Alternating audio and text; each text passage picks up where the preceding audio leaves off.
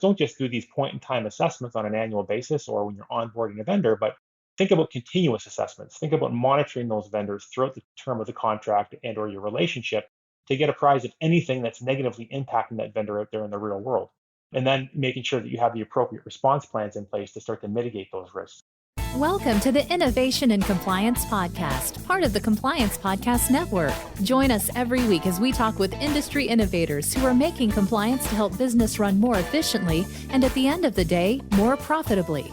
Here's your host, Tom Fox.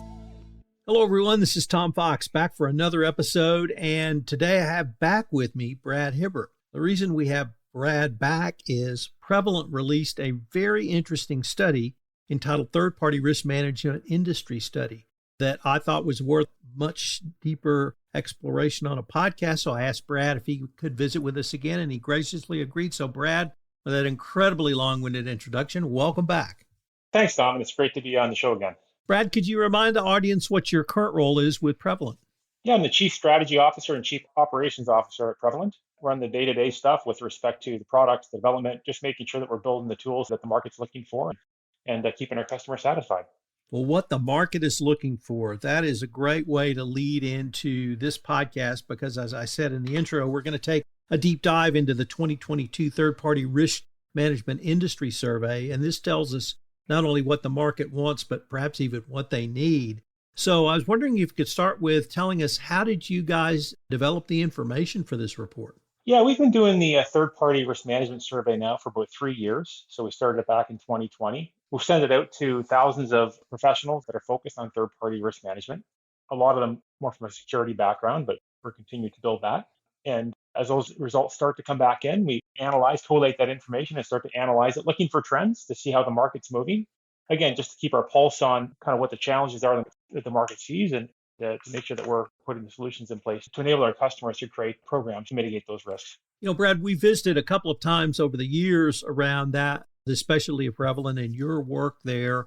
So I wanted to maybe start with asking, what was maybe the overall assessment of third-party risk management as either you determined or the team determined from the survey? Yeah, there's a few high-level, trends that we're seeing. I think one is that third-party risk management is certainly getting more awareness within companies and within executive teams within companies. I think that generally speaking, IT risks tend to be the primary concern of many companies. And so that's thinking about access control risks for your IT vendors, right? Because it sort of provides access to the crown jewels of the corporations. Certainly, I think IT risks are a primary concern, about 45% of the respondents. But what's interesting is I think the market is continuing to mature. About 40% of the respondents also indicated that non-IT risks are important and are also being examined. So we thought that was a pretty interesting trend versus what we saw back in 2020. So I would like to go over some of the key findings. And before I start or ask you about those, Brad, I have to say that some of the findings I found were hopeful. Some, frankly, scared me. Some I scratched my head a little bit at. And I don't know if those were any of the emotions or feelings you thought in this, but maybe we can take a deep dive into see what people are doing. And so can we just go through the key findings, starting with number one? Yeah, as I mentioned, I think that what we're finding is that more and more organizations are starting to look at the non-IT risks. That's a good trend, right? So certainly expanding beyond the IT risks and realizing that both with your IT vendors, they could be impacted by more things than just the security or data breach, but also your suppliers starting to come in the purview of these programs as well. So the programs are starting to expand, I think, in two dimensions. One is that it's no longer just about IT vendors. So organizations are trying to get a broader visibility across that broader supply chain of IT vendors and non-IT vendors.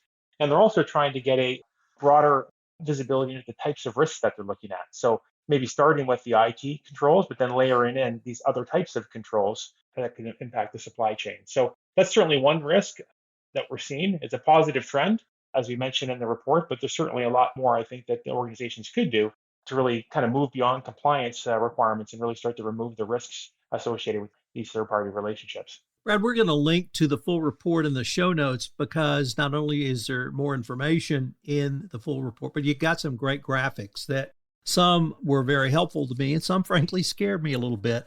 And really under this first point, finding one rather, I found one that was somewhat disconcerting, might be the best. And it's an arrow that lists from the least important to the most important of risk. And number one was just the number of risks that must be considered by really every corporation.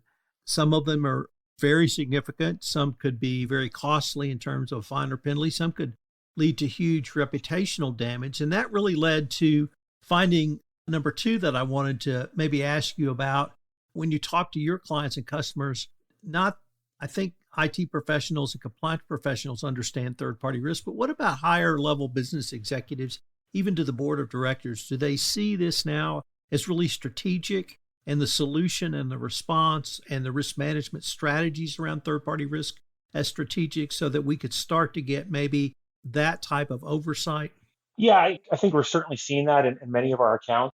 If you look at those, you mentioned that one graphic that shows that the most important to the least important. I think what you'll find is the most important risks tend to be those starting with data breaches.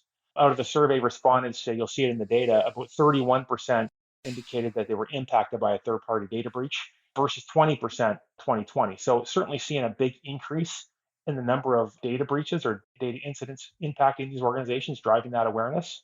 That's followed by what you would typical privacy and compliance requirements and violations, which could have associated penalties and so on, working its way right down to those softer objectives, if you will, things around environment, social governance, and those sorts of things. So we're certainly seeing organizations thinking about these more broadly. And the conversations that we had with customers in the past, it was really around those IT security controls, dealing with most of the time with teams out of the security department. Now what we're finding is teams are coming to the table with multiple participants. So people from security, people from procurement, people from contracts, legal, compliance, trying to understand how they can get a better, more holistic view of this concern around vendor risk, or comprehensive profile of vendor risk, and minimize that throughout that vendor lifecycle. So we're certainly seeing the increase in awareness and organizations looking to do more. But again, what they want to do and what they are doing in practice, we have a little bit of gap.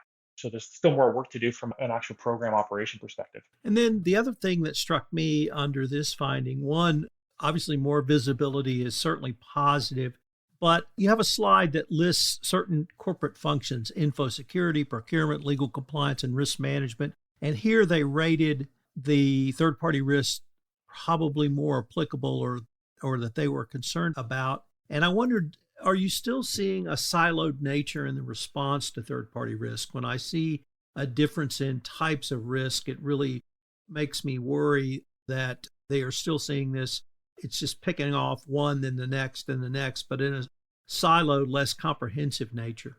Yeah, that's right. I think we always are pushing to have a more holistic view where you can harmonize the program across those different teams. But I do think in more cases than not, you still have that isolation, not only in terms of which teams are interacting with the third party and focusing on the risk, but in terms of the workflows and the processes and the technologies that they're using to identify and manage those risks. So info security certainly has their own tools. A lot of the time, procurement will have a different set of tools that they work on for pre-contract diligence, maybe looking at credit scores and maybe looking at sanctions and those sorts of things. So we still certainly see different teams using different pockets of tools. And again, I think organizations realize that they can't scale their programs effectively and efficiently doing that, and they want to work their way towards having that more harmonized approach. And again, I think that's one of the things that organizations are going to be doing over the next few years. Brad, in finding number three, frankly, I didn't know whether to laugh or to cry or just be terrified, because it is a finding that manual methods for assessing third parties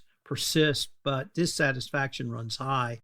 And there's a stunning graphic of not our companies still using spreadsheets, it's actually increasing.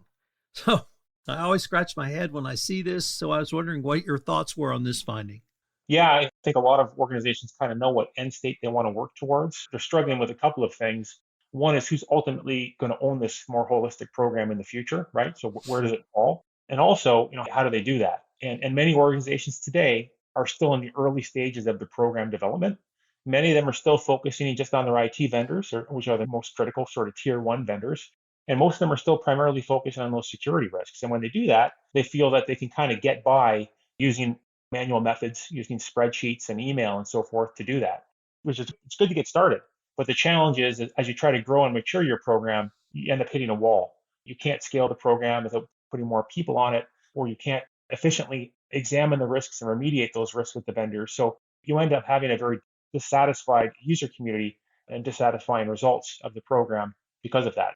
But certainly, I think more organizations are doing something, And I think spreadsheets maybe is okay to kind of get going. But again, sooner or later, those companies seem to be hitting a wall with respect to maturity. Brad, finding number 4 is entitled Organizations are concerned with increasingly damaging third-party security incidents, but are using disparate tools to detect, investigate, and remediate. What did you see in this finding? Kind of when you think about the market over the last couple of years, starting back, and I think it was 2019 with the Accellion breach, and just over the last 12 months or so with Kaseya, SolarWinds, Code Cove, the Microsoft Exchange vulnerability, Log4j, I think these high-profile, impactful data breaches are certainly raising awareness of the problem, and it's causing more organizations to start to monitor the third parties for these types of data breaches, which is why I think we're seeing more of these come up in our results. That, of course, is driving the need to do these programs, even if it's just getting started on their critical vendors. I think it's getting people to move, but certainly pretty concerning when you see these breaches being successful over the last 12 to 18 months. And again, these high profile breaches being targeting the supply chain because they can get leverage in their activities. If you can break into a technology or an MSP that has access to all these different customer environments, you get a windfall with respect to the investment that you're making in that malicious or nefarious activity. Brad, in finding number 5, this was information, 1, I think is incredibly valuable. 2, I'm not sure I've seen it in this format before. And 3, it's something that literally everyone asks. And that is how long from notice of incident of breach to remediation. What did you see in this finding? When it comes to monitoring your supply chain for things like data breaches and focusing on your tier 1 vendors, for example, we still find that lots of organizations are kind of relying on the contract terms, which indicate that if you do come across an issue like this, that you notify us. So many organizations are still kind of taking a wait and see or wait for the third party to contact with you. And that can, of course, take a little bit more time, as opposed to you proactively monitoring your supply chain for data breaches or public disclosures, right? So you can kind of get instant access to that. Secondly, I think that many organizations don't have an incident response plan in place for third-party data breaches. So either a specific third party is breached. What do you do about that? How do you trigger some workflow to start the remediation process with that vendor? And do you have SLAs in place with respect to that sort of activity? Or number 2, if something does happen like a Log4j or SolarWinds, do you know where you would be impacted? How do you reach out to that broad supply chain that you have to understand who is actually impacted by this high profile data breach? So getting access to the information and identifying the issue is one challenge. And as we say in the survey, many take up to a week or more just to identify that a third party has had an incident. And then it's, what do you do when that incident happens? And we're finding that if organizations do not have a third-party breach response process, the remediation process can take a lot longer than one might expect. So I think that there could be tightening up on both of those aspects. One is quicker identification that there's been an issue. And number 2 is automatically kicking off an efficient process to remediate those risks and close that vulnerability or that attack surface, if you will, much more quickly. Brad, in your next finding, it's around third-party audits. And this is something that has been well known to literally every compliance professional, I think in every corporate discipline since I've been involved in this. Yet still, many organizations find it challenging. And now you're finding it more complex and time-consuming. What did this finding communicate to you? What we found with this was that organizations now are trying to manage more third parties. And in addition to those third parties, they're trying to manage a more comprehensive risk profile. So crossing compliance and privacy and data breach and so forth. So the more things that they have to monitor, right, the more controls that they have to look at and the more vendors that they have to go after, the more difficult it becomes for them to curate that information and put it into a format that's appropriate for an audit. And so as they try to scale these programs, as they try to get more visibility, it becomes much more complex and difficult for them to prove their policies and processes are in place and that they're doing what they need to do. Again, we saw that 42% indicated that they are audited yearly with respect to their third parties, and 23% are also audited on an ad hoc basis. And when they are audited, respondents are indicating that it takes between 1 week and 1 month to produce evidence to meet that regulatory audit. It's very costly, very time-consuming process. And the more visibility you want to get and the more mandates that start to explicitly require third-party coverage of controls, it just becomes more difficult for teams. But again, it's kind of hitting the wall of organizations being able to actually scale their programs. Brad, the last finding, to me, the title of it almost sounded counterintuitive. It's that third-party risk management discipline falters as the vendor relationship progresses. There's a third-party risk management life cycle. There's a vendor life cycle. There may be other life cycles at play. Where did these interactions or intersections, perhaps is the better word, where do you see that they begin to falter?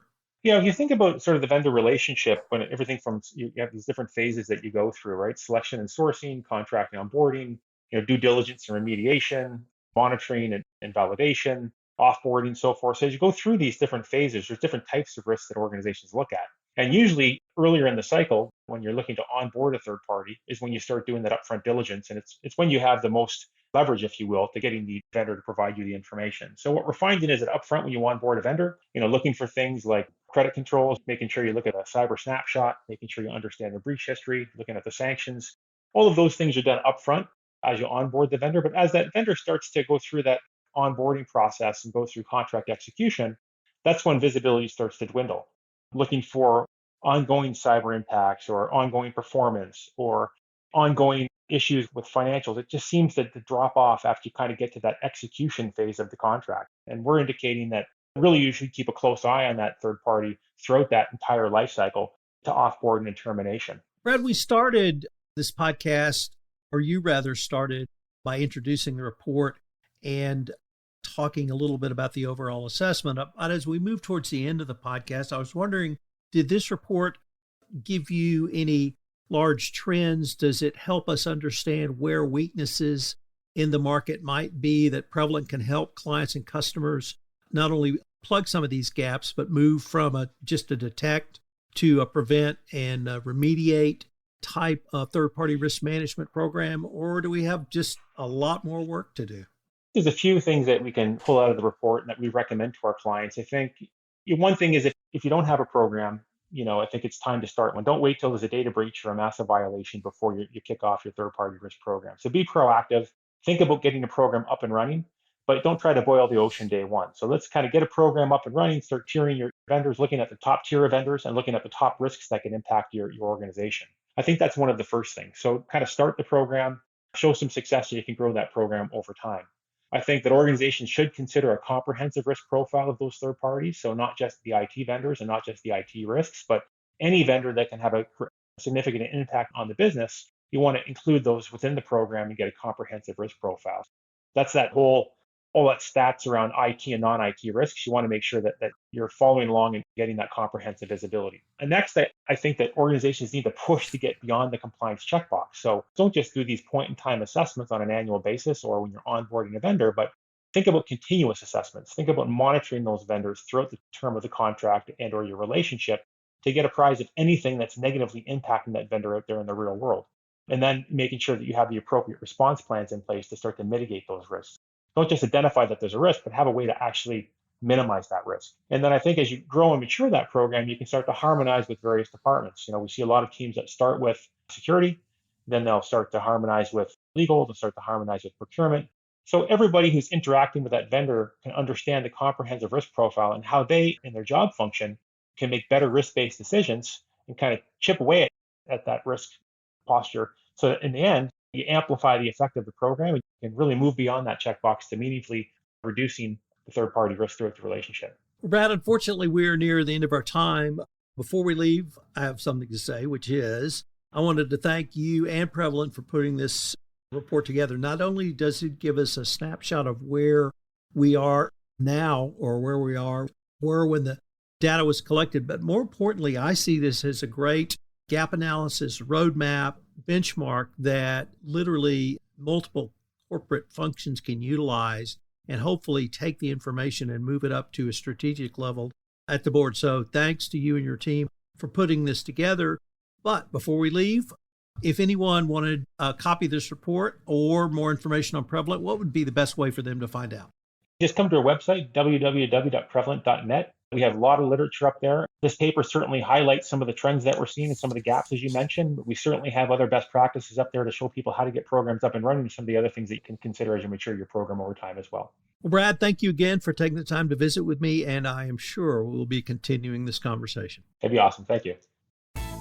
If you want to stay up to date on the latest innovations in compliance and help your business run more efficiently, subscribe to this podcast and help spread the word by leaving a review.